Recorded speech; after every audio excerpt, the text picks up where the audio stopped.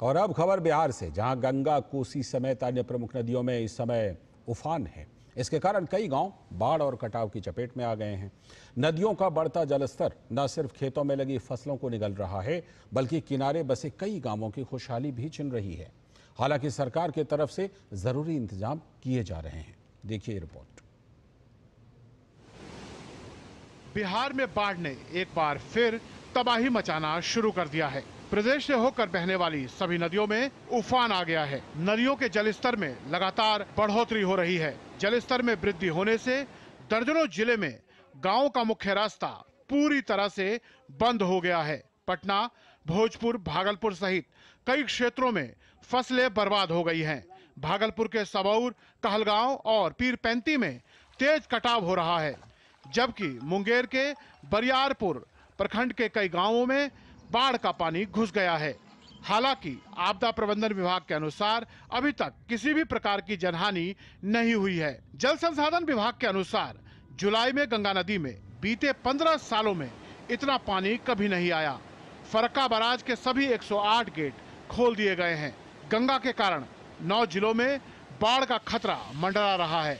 गंगा के तटबंधों की निगरानी के लिए सैकड़ों सुरक्षा कर्मी तैनात किए गए हैं। पहले से ही नदियों में जलस्तर लगातार बढ़ा है और यह स्वाभाविक इस मायने में है क्योंकि सब लोग जान रहे हैं कि वर्षा ही कुछ इलाके में, बिहार ये हमेशा समझना चाहिए कि बिहार में वर्षा होती है उससे बाढ़ की स्थिति कम बनती है, लेकिन अगर झारखंड में ज़्यादा वर्षा होती है तो हमारे दक्षिणी बिहार की नदियां जो है वो उफना जाती हैं। अगर नेपाल में वर्षा होती है तो उत्तर बिहार की नदियां जो हैं, गंडक है, घाघरा है, कोसी है या बागमती है, महानंदा तक, इनमें पानी ज़्यादा आता है तो बाढ़ की स्थिति है। दूसरी तरफ मौसम विभाग के अनुसार अगले 4 से 5 दिनों तक बिहार में मानसून एक्टिव रहेगा। 4 से 5 दिनों तक देखें तो बिहार में मानसून एक्टिव रह सकती है। बीच में 1 या 2 दिन थोड़ी कम वर्षा होगी, लेकिन कुल मिलाकर अगले 5 से 6 दिनों तक बिहार में अच्छी वर्षा की संभावना दिख रही है। कोसी, गंडक, बागमती, बूढ़ी गंडक और परमान नदियों का जलस्तर लगातार तेजी से बढ़ रहा है। कोसी नदी का डिस्चार्ज 1,73,790 क्यूसेक दर्ज किया गया है, जिसके बाद प्रशासन हाई अलर्ट पर है।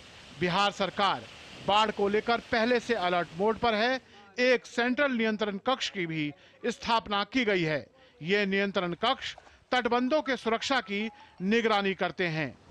पटना से डीडी न्यूज के लिए मधुरेश नारायण की रिपोर्ट।